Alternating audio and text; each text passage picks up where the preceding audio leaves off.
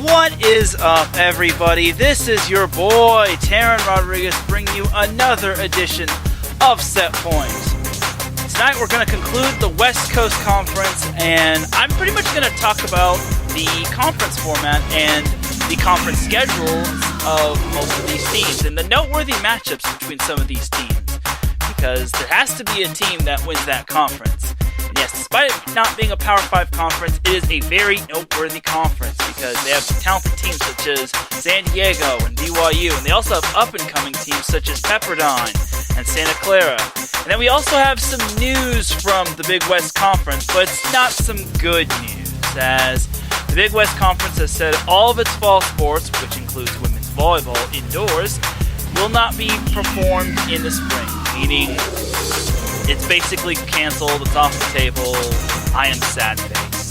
I'll be talking a little bit more about that probably in the second half of the show, pretty much after I wrap up the West Coast Conference. But yeah, I'll weigh in on my thoughts and what will the fate befall of these Big West Conference teams, and could they possibly be moving to other conferences such as the Pac-12 or the WAC? Heck, maybe even the West Coast Conference.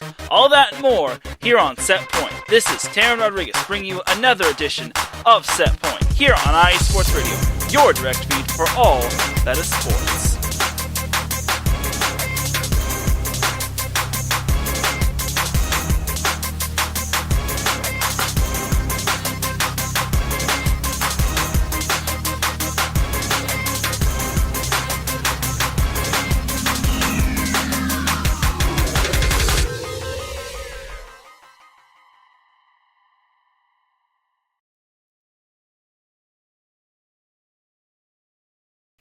And welcome one, welcome all to another edition of Set Point, the 68th episode. God, we're going to be having a lot of jokes when it comes to next episode. So, I'm already cracking jokes as we speak. But anyway, thank you all for tuning in to this episode on a beautiful Tuesday evening or afternoon, wherever you're listening to. I definitely appreciate it. And without any further delay, let's actually wrap up the West Coast Conference. So, the West Coast Conference, I pretty much talked about everything regarding the West Coast Conference and its teams. I already said last week that San Diego is my pick to win the West Coast Conference. It's not that I don't think the other teams are good, but the amount of talent that the Toreros return is quite astounding. BYU does return more of its players, but they did lose 4 starters, so they're going to have different players adapt to different roles. And who knows, maybe they'll probably have to, at least work a little bit harder. Like, no conference game is going to be handed to them. Same with San Diego. Like, San Diego had themselves a good year last year, even though they got bounced in the round of 32. So we'll see how it goes right there. But I think it's going to be a crucial time for the West Coast Conference, especially with teams having come back after not playing in the fall, and it's going to be a fun time, and I'm really looking forward to it. And I think it's going to be really good once the time comes. But I have San Diego finishing at the top. BYU, a close second. I think BYU is probably going to make San Diego earn their win. And then I have Pepperdine at the 3 spot, and then Santa Clara at the 4 spot, and then Loyola Marymount at the 5 spot. It's not that I don't think Loyola Marymount and Santa Clara and Pepperdine can't win the Big West Conference. I think one of those schools will probably register a big upset, like against maybe San Diego or BYU. But I just think that those teams don't have the firepower like the Toreros do. I think the dark horse of the West Coast Conference is Santa Clara. With the amount of talent they return and the athleticism they have, this team is going to look good, and I think this team is on its way. And Pepperdine's also pretty good as well. Pepperdine, I'm surprised they didn't make the NCAA tournament, and I kind of understand why they didn't want to participate in the NIVC, the National Invitational Volleyball Championship. because no one wants. That's basically the NIT, and sometimes you don't want to like partake in that. So it's understandable, but I think you want to give your seniors some sort of like postseason. Like I'm just saying, like in nothing. Like I just feel that it would be a little sour of a note for your seniors to go out without a postseason. And shout out to Adam Karnick in the chat room. Thank you for tuning in. I appreciate you. And yeah, but I think Pepperdine should have made the NCAA tournament. I'm surprised, but this is kind of where the West Coast Conference not being a Power 5 conference hurts them, because Pepperdine did have a solid season, and they did register an upset over the eventual conference champion San Diego. The problem was that they didn't have too many other standout-ish wins, and they just had too many. I guess they had too many other like losses that kind of hurt them in the long run. So we'll see. But I think Pepperdine and Santa Clara are the dark horses. LMU, in my opinion, Loyola Marymount University, is a work in progress. They did lose their kill leader from last year, but I think they will be just fine. They did, Savannah Slattery, who had 412 kills. I want to say that led the entire West Coast Conference in kills, so it's astounding, but it's going to be tough to replace a player like her. So yeah, Slattery barely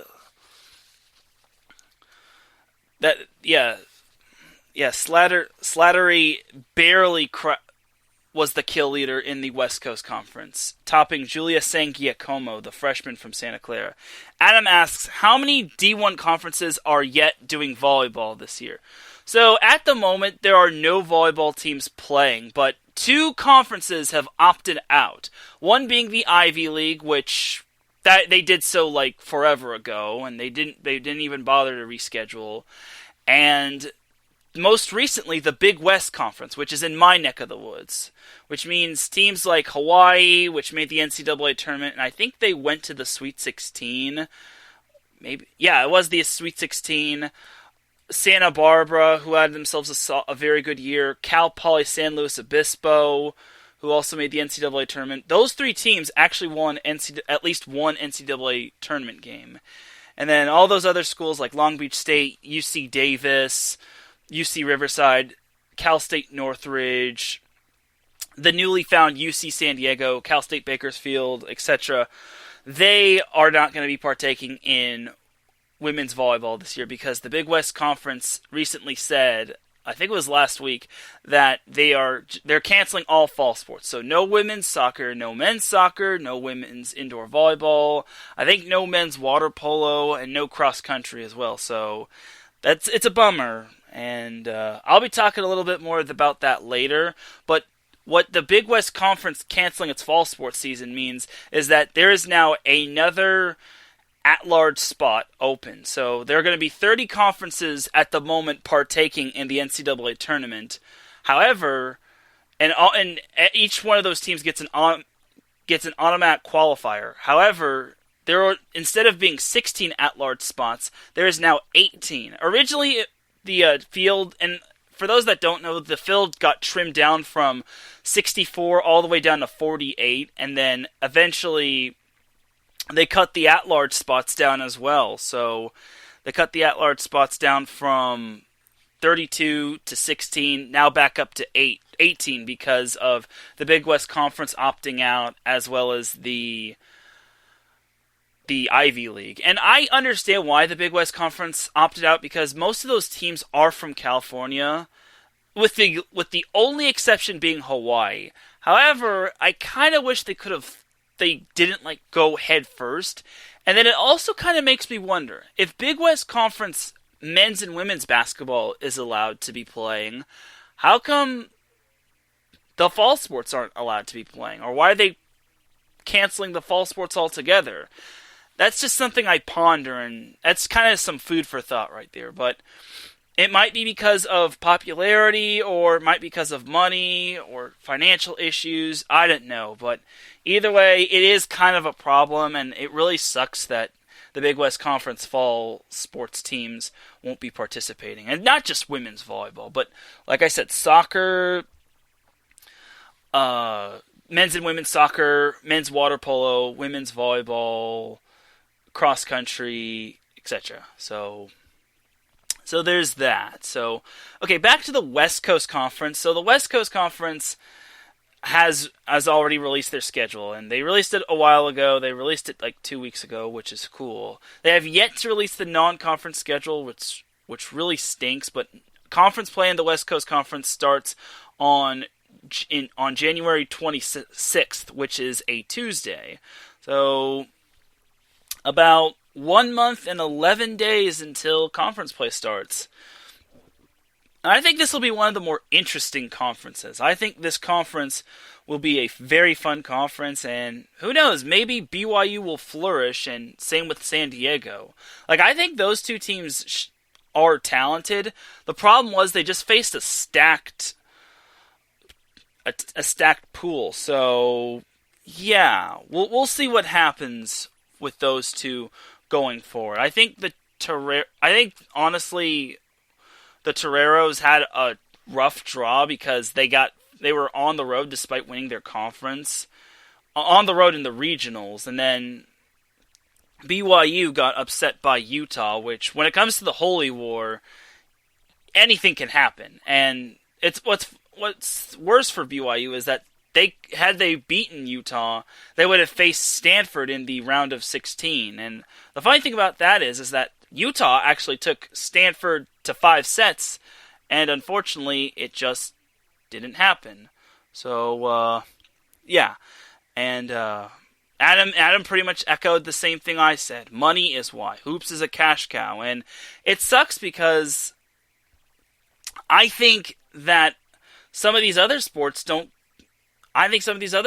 generate money and revenue as well, and income as well. So, it's just a bummer, but it does have to do with popularity, and unfortunately, that's kind of the case of why the Big West Conference probably has the men's and women's basketball going on instead of like women's volleyball, men's and women's soccer, men's and women's cross country, and men's water polo going on. So it sucks, but Adam hit the nail on the head right there. Money is why. And thank you to Danny Medina tuning in. So now let's head back to the West Coast Conference. So obviously the teams in the West Coast Conference are San Francisco, Pepperdine, Santa Clara, Loyola Marymount, BYU, Portland, San Diego, Gonzaga, St. Mary's, and Pacific. So it's going to be a fun little conference. And the conference format is basically 2 matches per week, all at the same site, with the lone exception being San Diego versus BYU. And the reason for that is that's a marquee matchup right there. That is more times than not going to be a marquee matchup. And Adam says, it gets into why I loathe the NCAA. Facts. I totally agree. I couldn't agree more. And I think this whole thing it's just bad. Like, it sucks, and I feel for the seniors.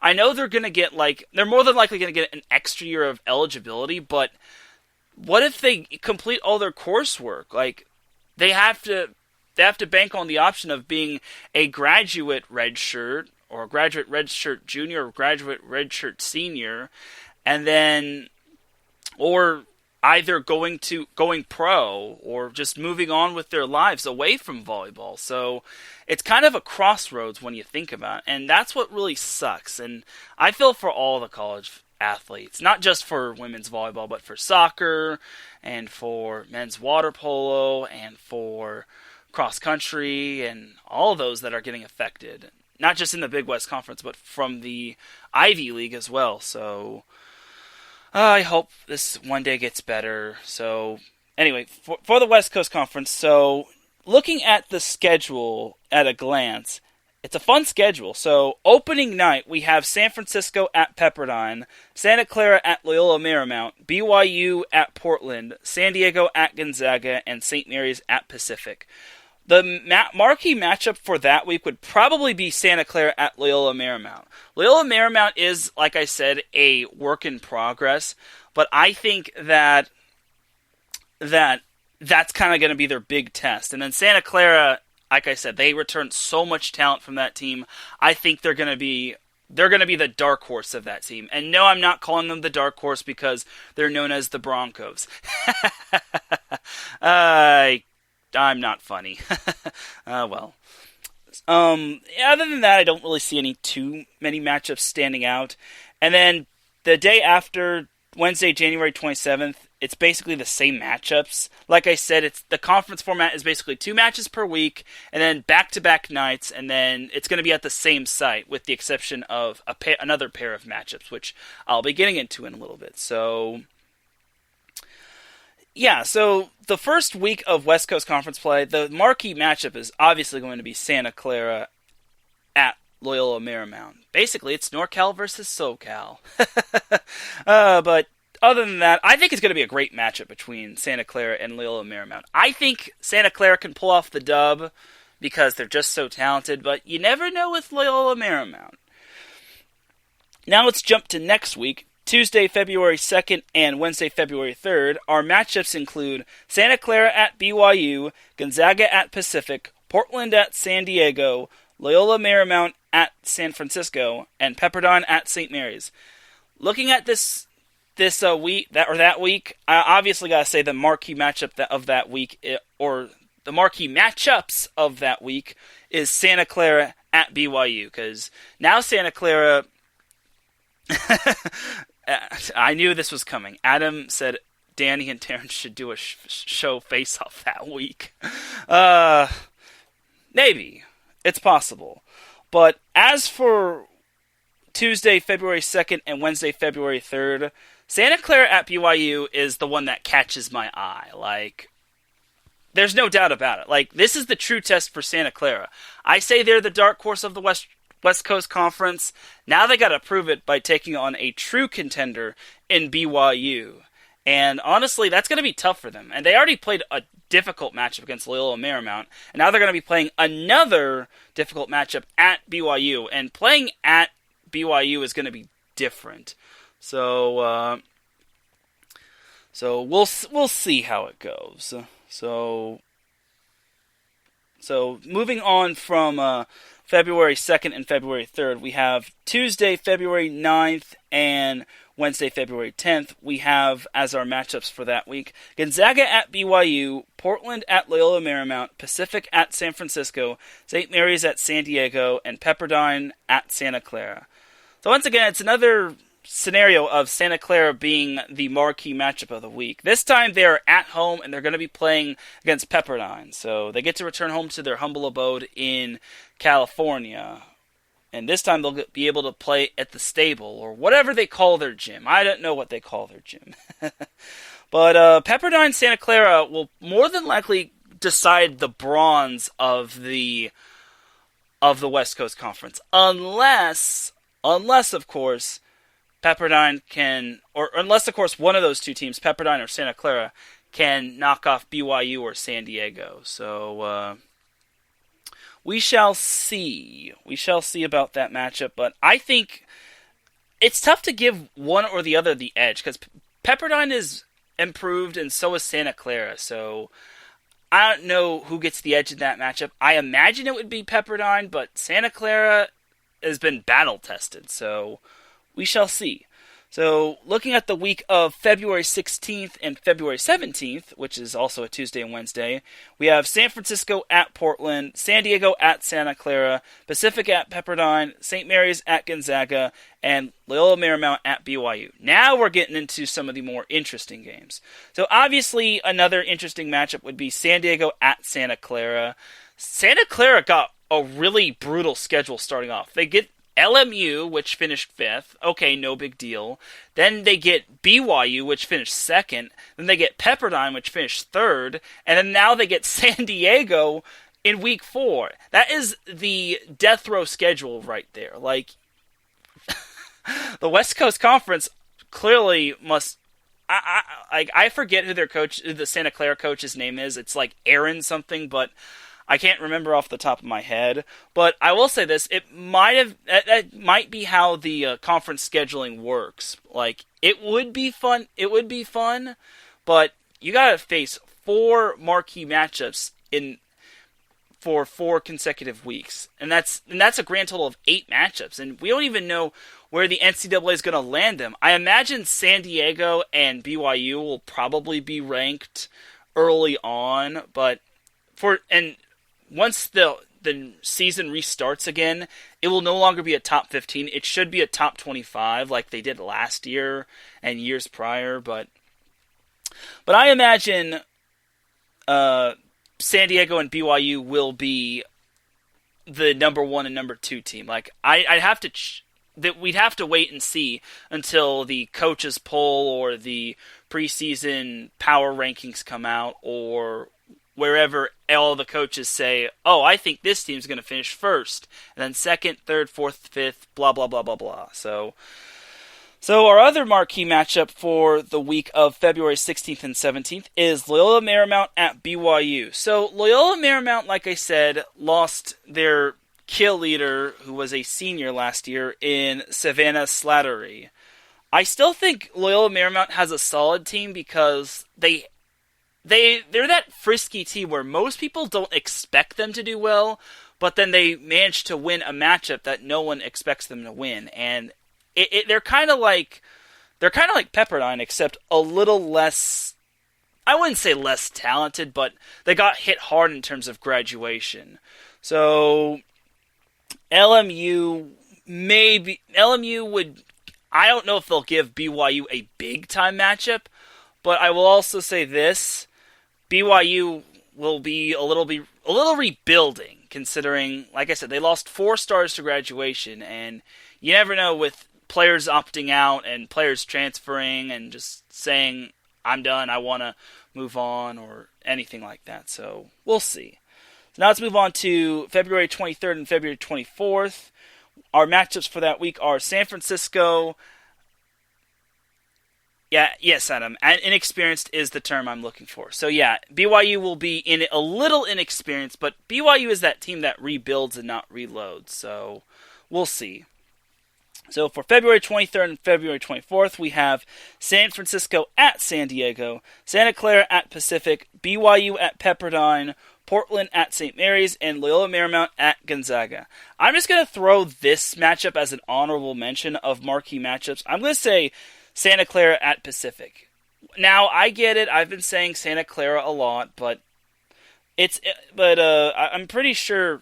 I want to say Pacific is located in NorCal, but I'm not entirely certain. But I think that should be a decent matchup. No, yeah, it's in Stockton, California, so I'm actually proud of myself for somewhat getting that right. But the big marquee matchup is clearly going to be BYU at Pepperdine. So BYU obviously is going to be on the road in its first true road test against the Waves, and thing about Pepperdine is that they almost beat BYU in 5, but they lost in 5, which almost doesn't count unless you're playing golf. So I imagine Pepperdine's going to give BYU a battle in that match, and honestly, I think they can. BYU returns a majority of their starters, and they had a successful season, and they want to build off of that. And then also Pepperdine has our former set point guest, Steve Astor, so that's also an X factor right there, too. Alright, so now let's move on to March 5th and March 6th. This time it's going to be a Friday and a Saturday. So they've moved on from Tuesday and Wednesday matchups from January and February, and now they're going to March, which has Friday and Saturday matchups. So the matchups for that week are BYU at San Francisco, San Diego at Pacific, Gonzaga at Pepperdine, Portland at Santa Clara, and St. Mary's at Loyola Marymount. This is kind of like the quiet week. There aren't too many noteworthy matchups. Nothing against those matchups, but it would have to be a wait and see. I think the best one of those matchups would probably be St. Mary's at Loyola Marymount. But for the time being, I don't see any of those matchups overly saying, "Hey, this matchup is a noteworthy matchup in the West Coast Conference." But you never know. Like, maybe some of these teams will be improved, like Pacific. Like, maybe they can make the jump. Like, Pacific has had an okay team, and you never know which team has an off night, so we'll see how it goes for March 5th and March 6th. So anyway, March 12th and March 13th, which is also a Friday and Saturday, those matchups consist of San Francisco at St. Mary's, Santa Clara at Gonzaga, San Diego at Loyola Marymount, Pacific at BYU, and Pepperdine at Portland. So this one is the SoCal matchup, and the matchup of the week is the SoCal matchup between San Diego at Loyola Marymount, and I think that's going to be a fun matchup. Like, I think from past experiences, San Diego somewhat struggles when they play at Loyola Marymount. Sometimes they've come out there with a somewhat easy victory, but more times than not, they always struggle in that gymnasium. They've either had to go 5 sets, or they've either been upended by the Lions of LMU. So we'll see. And then also consider this for San Diego.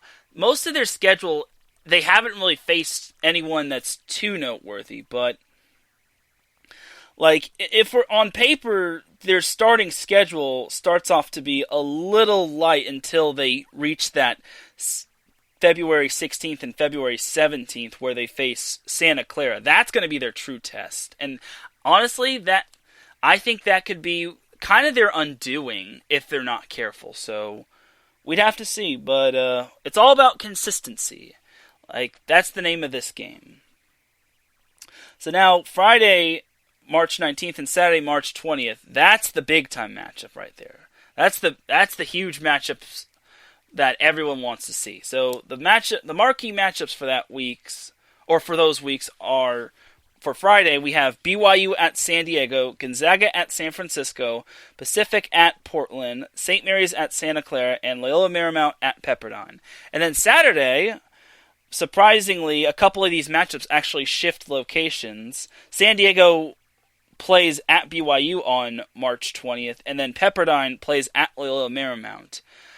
I don't know why, but I'm going to say that it's more than likely rivalry games. And BYU and San Diego are longtime rivals, and Pepperdine and Loyola Marymount have their special rivalry name called it's something called the Clash Down PCH or something like that. I forget the name, but I know it's basically SoCal team versus SoCal team, Malibu versus Los Angeles.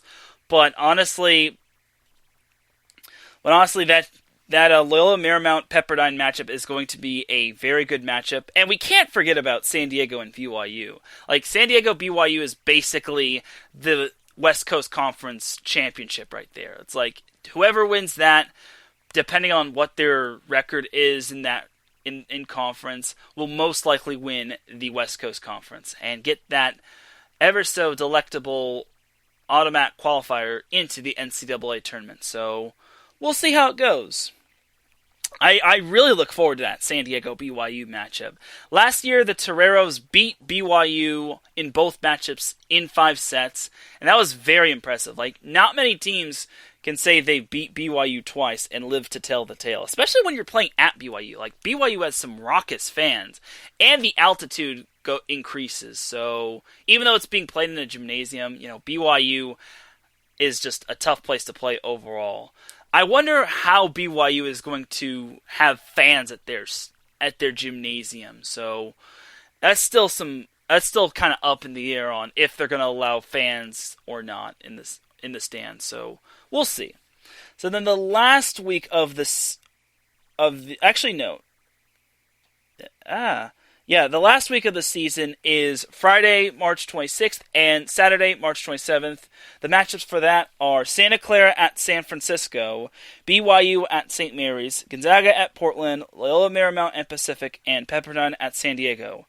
Thing about the San Francisco at Santa Clara matchup is that the location switches for both those teams. So, you know how San Francisco and Santa Clara are both NorCal teams? I want to say just like how Pepperdine and Loyola Marymount are both SoCal teams, Santa Clara and San Francisco get to switch like gymnasiums because both of those teams are kind of in the neighborhood.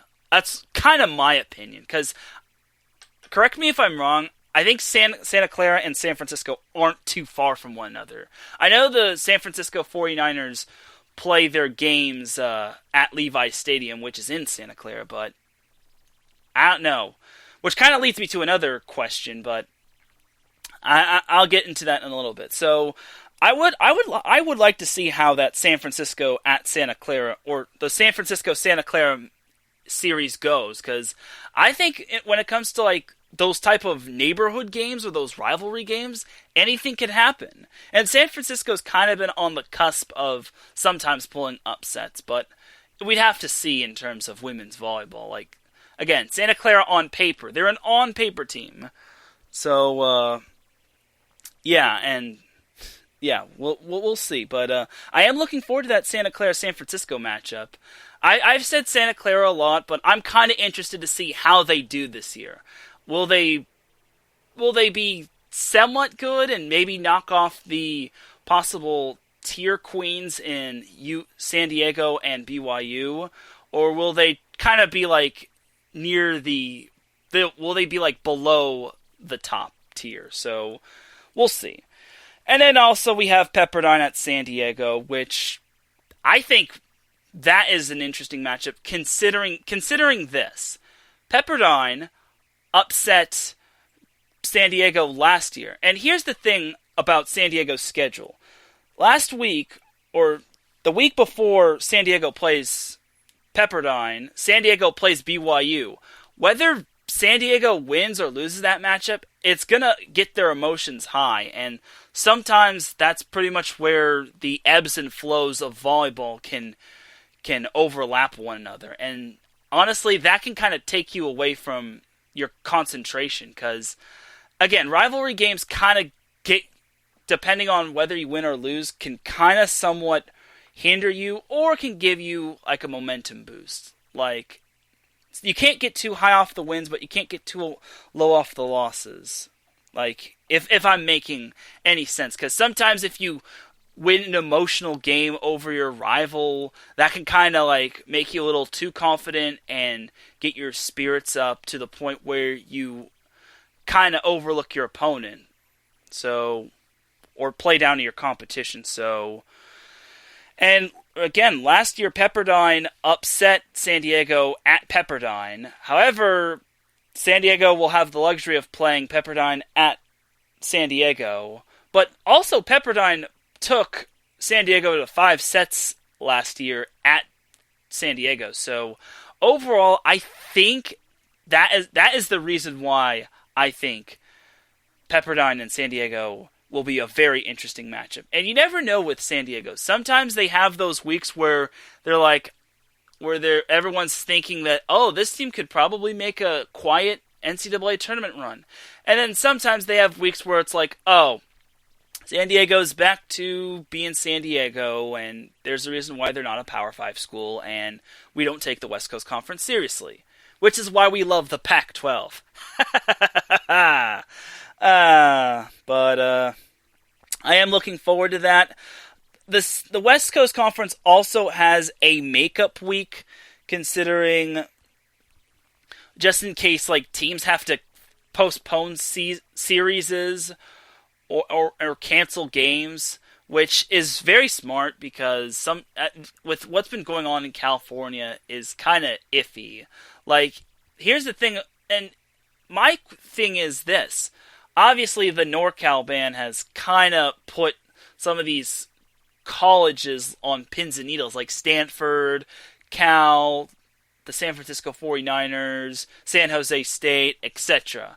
Like, if this ban goes all the way until, if this NorCal sports ban goes all the way until January, when the West Coast Conference starts, what's going to happen with some of these sports? Like, what's going to happen with San Francisco or Santa Clara or Pacific? Like, what's going to happen then? So, again, it's another food for thought theory, but I hope, I'm crossing my fingers, I hope that everything gets cleared up by the time the women's volleyball season starts. I mean, it's an indoor. Maybe they could make the exception for indoor sports, but I don't know. I mean, San Francisco. Well, San Francisco has its little ban. Danny. Yeah, and Adam says it's going to be a headache for the ADs, and yeah, I mean, I don't know what's going to happen considering the San Francisco's men's basketball team actually got to play at San Francisco when they were actually originally scheduled to play at Santa Cruz against Long Beach State, but then everyone said, nope, we're going back to San Francisco. Everyone, go tell your bus drivers you're going to play at San Francisco. So I don't know what to expect when it comes to this whole northern NorCal sports ban. Maybe they'll make an exception for indoor sports. I don't know, because again, volleyball isn't really too much contact, but we'll have to see. You're not making contact with the other team, that's for sure.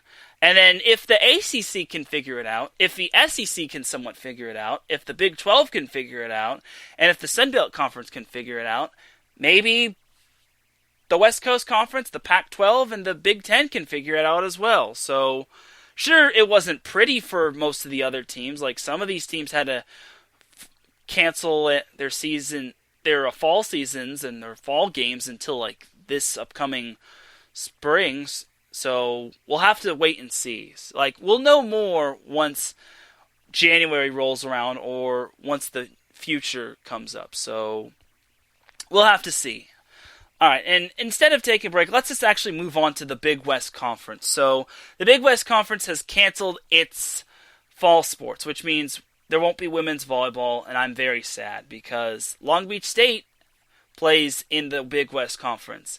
And then also UC Davis, CSUN, which is Northridge, UC Riverside, Cal State Bakersfield, UC San Diego, Hawaii, Cal Poly, San Luis Obispo, UC Santa Barbara. I pretty much think I got all those teams. Those teams aren't playing in the Big West Conference either. So I was really bummed when I first heard about it. And not just for the women's volleyball teams, but for all of the fall sports teams in the Big West Conference, such as men's and women's soccer and cross country and men's water polo. So, but I also did hear a theory about something. I also heard the theory that some of the Big West Conference teams could migrate from the Big West Conference over to other conferences. And Danny says doesn't make sense because outdoor activities are deemed safer. Okay, then never mind what I said. So good point. So yeah, but I still wonder why San Francisco men's basketball got to play Long Beach State at San Francisco. I don't know. But anyway, now my theory about the West Coast Conference teams, or not the West Coast Conference teams, the Big West Conference teams migrating from the Big West Conference to other conferences would be quite interesting. But consider this. You kind of have to wonder which teams would go to which conference, and you also have to factor in geographically as well. I can see Hawaii in the Mountain West Conference. That would be quite something. And then maybe Santa Barbara in the WAC, the Western Athletic Conference. Others have been saying that Hawaii and Long Beach State should partake in the Pac-12. That's a good idea, but I don't know if Long Beach State would be suitable for the Pac-12. It's not that I don't think they can, but the Pac-12 has some nasty, dominant teams. You look at the Pac-12. Look at Stanford, who is the back-to-back NCAA champion, and they're the back-to-back Pac-12 champion. They only lost 2 matches last year, when the year before they lost no Pac-12 conference matches, which is cool. And that's just Stanford. You go down the list of Pac-12 teams that are talented, Washington, they're talented even though they lost Kara Bejima. USC and UCLA, they're up there as well. Utah, that is sure as heck a talented team. Washington State is also up there. The Arizona schools are a little down. Oregon, a team that had the biggest rebuilding year because 3 of their transfers went to Hawaii. or transferred to Hawaii, should be back up and competitive in the Pac-12.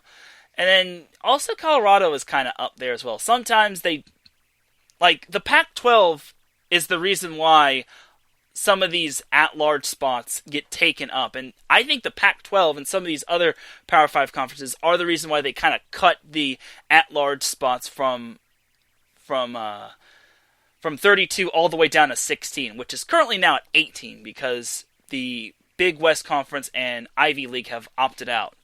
But back to some of these teams that could migrate into other conferences. I could see Hawaii in the Big West, or Hawaii in the Pac-12. I just don't see the other teams in the Pac-12. Like I don't see Santa Barbara imitating its success from last year because they graduated Lindsey Ruddins, and she was a dynamite player. I think she got like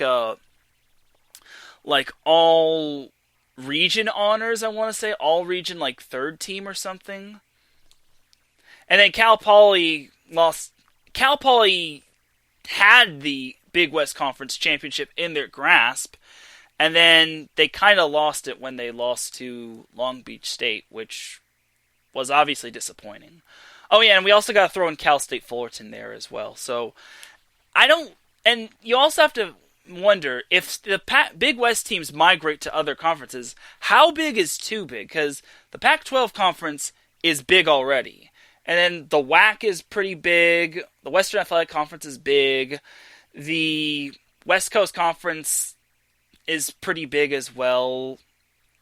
So how big is too big? And that's kind of what hurts the Big West Conference. I mean, maybe those teams can play independent like Hawaii, but it's just going to make it even tougher because Hawaii would not be in a conference, and they'd have to apply as an at-large team, which would make it tough because there are only 18 spots available unless, of course, the Ivy League and Big West Conference change their minds, which at this point they're not gonna because they've already made their decision, and pretty much when you make that decision, you can't go back on it. So overall, I kind of feel, okay, big disclaimer, I go to a Big West Conference school in Long Beach State.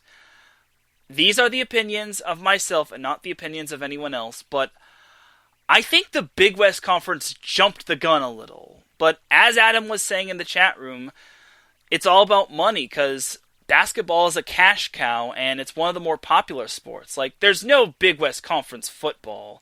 I mean, with the exception of Hawaii being a football school, but they're in the Mountain West Conference.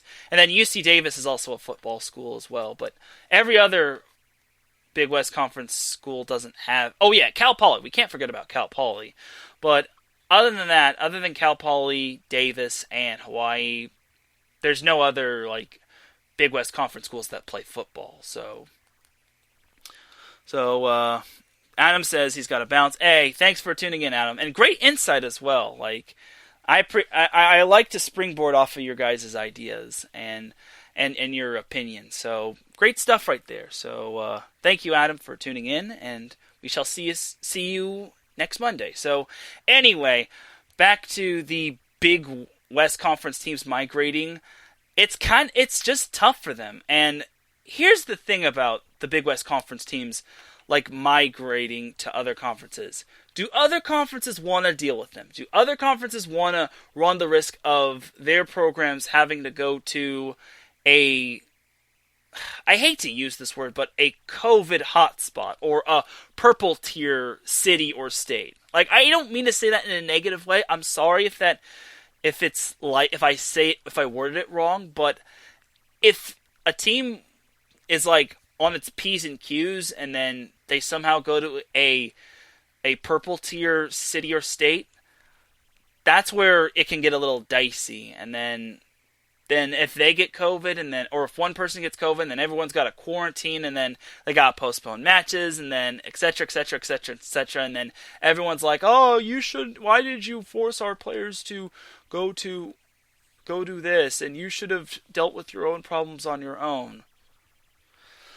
So, yeah, that's kind of the cons of migrating. I'm all for seeing the Big West Conference migrate to other conferences like the Pac-12 or the WAC or the West Coast Conference, but you also kind of have to factor in how much is too much, and would it be quantity over quality? I mean, obviously we would like to see Hawaii take on some of these other talented teams, because there used to be a time where Hawaii was the dominant team in the Big West Conference. Like, no team was going to be beating Hawaii until Santa Barbara did so back in 2013, and then eventually everyone started to catch on to Hawaii, and then it started to become a little more balanced, which is nice. Very nice indeed. But overall, I don't see the migration idea panning out. Now, if it was like a tinier conference, like maybe the West Coast Conference can work, but I don't see a lot of these conferences accepting other outsider teams. Like, I can see them maybe accepting Hawaii, but I don't know about the rest of the teams. Like, it just sucks for that the Big West Conference got put in this situation. Yeah. But overall, I think it's a difficult time for the Big West Conference and its athletes. I think that, all in all, I think that everything will be fine, and hopefully everything will clear up, but by that time, everyone's going to be playing volleyball, and again, I think the Big West Conference has jumped the gun, but it's kind of better to be safe than sorry, and unfortunately, that's kind of just how it is. And I was looking forward to this year's and Big West Conference women's volleyball season, but unfortunately, it's not going to pan out. So we'll see though. But the good thing, or semi-good thing to come out of it, is that there is another at-large spot, because every team is like, it's going to be more than likely a Power 5 conference team making the NCAA tournament, which is kind of bad because there are other teams that deserve spots in the NCAA tournament. Like, at the moment, we have Coastal Carolina, who was undefeated until they lost their star player and lost in the Sun Belt Conference Championship to Texas State. So you have that as well. And then you have other at-large teams that might be deserving but might not get in. So, like Kansas State. Baylor is also going to be an at-large team, but they're going to make the NCAA tournament because they have been ranked in the top 5 throughout all of the fall. The only way Baylor doesn't make the NCAA tournament is if, like, they stop playing or they just go on this ravaging losing streak and then they're sub 500 or they just don't have any standout wins to the point where the NCAA is going to say, nope, we don't need Baylor in the tournament. We have other teams. So Danny says, great show. And I will also say this about Danny's show. That show comes on in 10 minutes, and I appreciate you tuning in, Danny, because the NorCal Faithful Sports Show comes on in about 10 minutes. So just to wrap up on the Big West Conference, I will say this. Everything will be fine. I'm sure everything will be situated during the fall of 2021. I hate to see the Big West Conference postponing all fall sports, but it happens. Like, I hate to see it. Everyone hates to see it, but it's kind of better to be safe than sorry. So we'll see how it goes. We shall see how it goes. And who knows? Maybe those Big West Conference teams will actually be able to get to play some non-conference games. But at this point, everyone's pretty much. I think when the Big West Conference means they're postponing or all of fall sports, it means that no one's going to be able to play. Meaning all those fall sports won't be able to get to play, which really sucks. But we'll see. Maybe they'll allow a team or two to get some sort of like non-conference match, like just to like send the seniors off with something. Like, I think at this point for the Big West Conference teams, like, no one's going to care for the NCAA tournament or the NIVC. I think everyone's just going to want to possibly play some sort of match, like some sort of volleyball, because it sucks for the seniors, and the fact that they may have to possibly make this decision of, should I go pro or should I do my redshirt senior year or my redshirt junior year, and then make that decision later on. So it's a tough decision for the seniors and maybe the juniors as well. So we shall see. And and this also could touch upon the fact that some of these players could transfer to other schools that can play women's volleyball right now. Like there were a few transfers from the Big West Conference to like other conferences, but all in all, it's just a sticky situation. And those transfers could also hurt the recruitment process of the future recruiting classes, which would stink because loyalty and all of that. So I hope it doesn't hurt the recruiting classes for all those Big West Conference schools, but at the same time, I just hope everyone in California can get it together. I'm not trying to be this whole mask advocate or blah, blah, blah, blah, blah, but I think if we want those types of sports back, we're just going to need to follow the guidelines. Like, don't be stupid, don't socially distance, and, sanitize your hands. Like, wash your hands, don't hoard the toilet paper, and wear your mask if need be. Like, again, I'm not trying to be a germaphobe, but that's just my take. And like I said, these are my opinions and my opinions alone. So that's pretty much going to be my spiel on the Big West Conference, and hopefully everything does get settled in. And Marcus Losgreat says, "What up? What up? What up? What up? No, hey, great to see you in the chat room, Marcus." As I was just talking about the Big West Conference and how they canceled all of its fall sports, which made me sad face, but it also made me. But it's also for the best. And Marcus says, "Stop hoarding the damn toilet paper." Yes, I agree, Marcus. I'm pretty sure no one's hoarding the toilet paper, but you never know with all these times. But just to recap what I was talking about, I was talking about possibilities of maybe some of these Big West Conference teams like Hawaii going to like other conferences like the West Coast Conference, the WAC. Hey, maybe GCU and Hawaii could face off against one another. And maybe Hawaii to the Pac-12 could be a possibility. Which, again, I can see Hawaii in the Pac-12, but I don't see all the other teams in the Pac-12 because those teams would get chewed up and spit out. Nothing against the Big West against the Pac-12, but the Pac-12 is like a little bit higher. It has a lot more cut of jib. So we'll see. And then also, when it came to the news of NCAA, the Big West Conference canceling all fall sports, they also might consider that they also are considering what could happen with the men's volleyball season and the beach volleyball season, and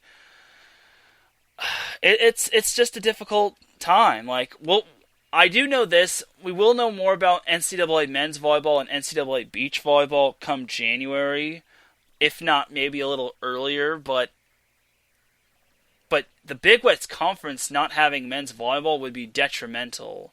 Like, you look at the teams in the Big West Conference in terms of men's volleyball. You have Long Beach State, which won the championship back in 2018 and 19. You have Hawaii, which was number 1 in the nation for most of the year last year. Then you have UC Santa Barbara, which was on the rise. Then you have UC Irvine, which I totally forgot about in terms of the Big West Conference, but UC Irvine in terms of men's volleyball is dominant. And then UC San Diego was dominant. So if we don't get Big West men's volleyball, we'll be seeing the NCAA men's volleyball championship could be up for grabs. And by could be up for grabs, I mean that BYU is most likely going to win it next year. So I'm hoping for the best. I'm hoping Big West Conference doesn't cancel men's volleyball. I'm just hoping, crossing my fingers and hoping for the best. And this also kind of makes me wonder for men's volleyball regarding UCLA, Stanford, and USC. Because although they are Pac-12 schools, there is no Pac-12 conference in men's volleyball. And there is no Pac-12 conference for Big Ten. There is no Ohio State plays in this other little weird conference. The MIVC is what it's called. And then the USC, Stanford, and UCLA play in the Mountain MPSF, the Mountain Pacific Sports Federation Conference. So and whatnot. So that's kind of going to be up in the air as well. So a lot to talk about on next week's show. But that is pretty much going to do it for this week's show. I really appreciate everyone tuning in. It really meant a lot. Thank you to Danny, Marcus, and Adam for chiming in and sharing their thoughts. And hopefully we will be getting volleyball back soon. And hopefully we will be getting a decision on the NCAA beach season and then the NCAA men's volleyball season. We have other conferences in terms of women's volleyball having their schedule released to the public, and that's going to be some fun times. But I will be going over that next week. So without any further delay, it is time to drop the beat, because I'm about to dip like a banana in chocolate. You feel me? Once again, thank you all for tuning in to tonight's episode of Set Point. If you're listening live, I definitely appreciate you. If you're listening on the replay, I also appreciate you. You're what makes iSports Radio go round. And if you're able to support iSports Radio on Ko-Fi, it's basically like buying iSports Radio a coffee, hence the name Ko-Fi Coffee. Thank you, Marcus. I appreciate you saying great show. And thank you for tuning in, like I said previously. For everyone here at iSports Radio, this is Teran Rodriguez signing off. Have yourselves a great rest of the night, and prepare yourselves, because our next show, the NorCal Faithful Sports Show, is coming on in a couple more minutes. Have yourselves a great night, everybody, and I shall see you Friday.